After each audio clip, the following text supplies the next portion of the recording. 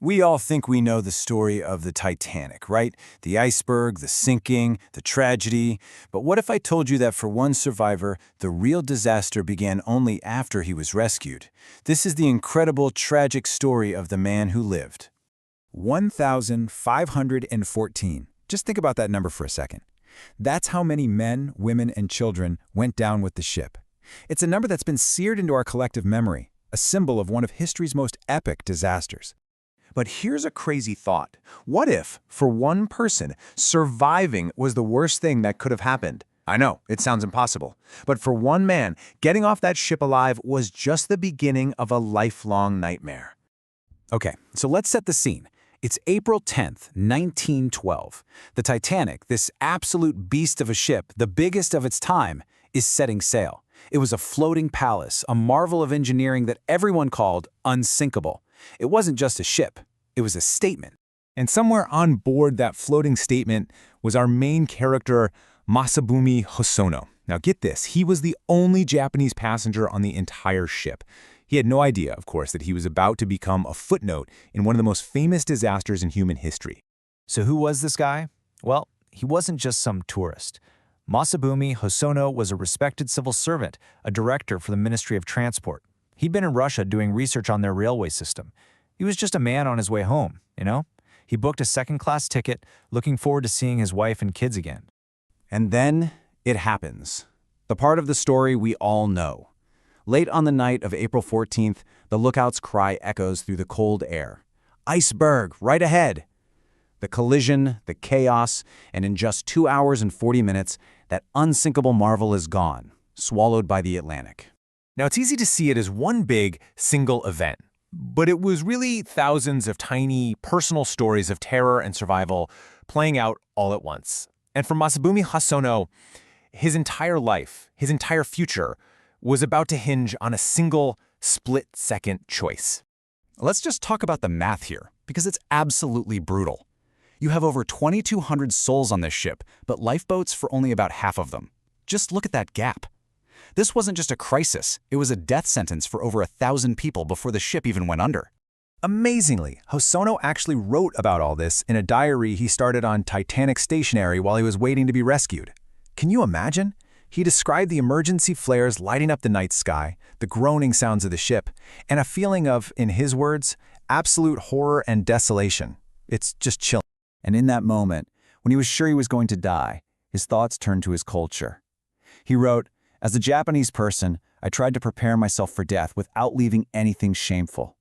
He was ready to accept his fate, to die with a sense of honor. So you've got this incredible tug-of-war happening inside his head. On one side, there's this deeply ingrained cultural duty. Accept your fate, go down with the ship, leave no shame. But on the other is the thought of his wife and children. That raw, primal human instinct to survive. I mean, what would you do? Then, through all the noise and panic, a voice cuts through.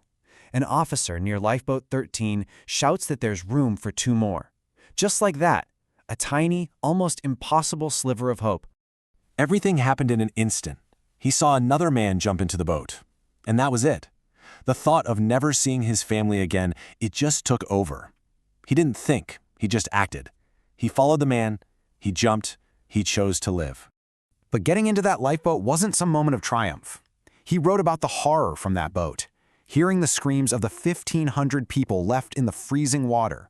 Surrounded by sobbing women and children, he said he wasn't relieved. He was just as depressed and miserable as they were. Survival was its own kind of hell. So, after being picked up by the rescue ship the Carpathia, Hosono eventually made his way back to Japan. And you'd think, right, that he'd get a hero's welcome.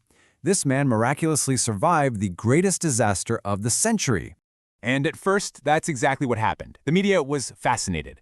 A local paper even gave him a nickname, the Lucky Japanese Boy. They published his story, a photo of him with his family. The happy ending seemed like a sure thing. But then, the narrative started to flip.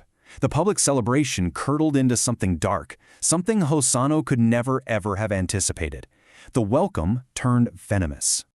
The backlash was swift and it was brutal. The same newspapers that had just celebrated him were now calling him a coward. A university professor publicly declared him immoral. His story was twisted and used as a shameful example in school textbooks. He lost his job. He was essentially canceled by an entire nation.